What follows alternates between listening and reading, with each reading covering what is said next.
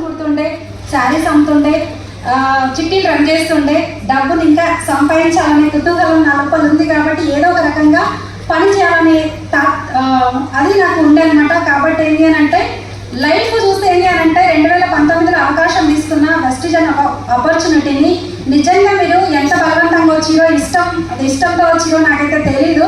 కానీ అవకాశము భగవంతుడైతే కాళ్ళ గజ్జలు కట్టుకొని నెత్తిలో కిరీటం పెట్టుకొని అయితే రారు.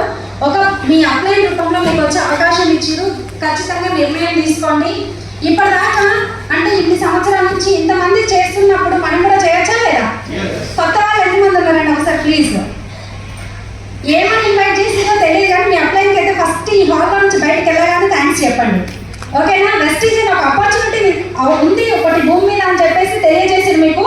అవకాశం మాత్రం మళ్ళీ మళ్ళీ రాదంటే ఒక సింపుల్ హోమ్ మేకర్ నుంచి ఈరోజు ఇప్పటిదాకా శ్రీనివాసాచార్య సార్ చెప్పారు కదా, డ్రీమ్స్ అనేది రాసిరా లేదా బోర్డు పైన? ఆ డ్రీమ్స్ రాసిరా లేదా? అది మాటలు వస్తే మళ్ళీ నాకు కూడా వస్తాయి అనమాట.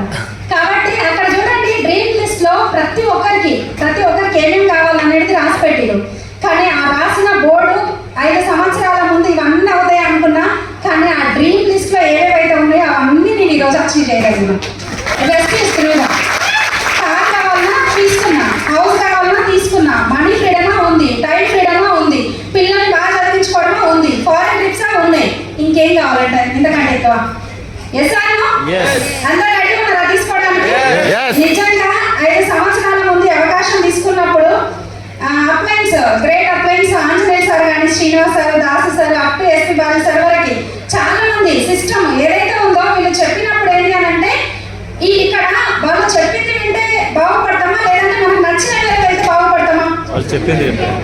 హలో, అదే పాత లీడర్స్ ఉన్నారు మీరు చెప్పొచ్చు.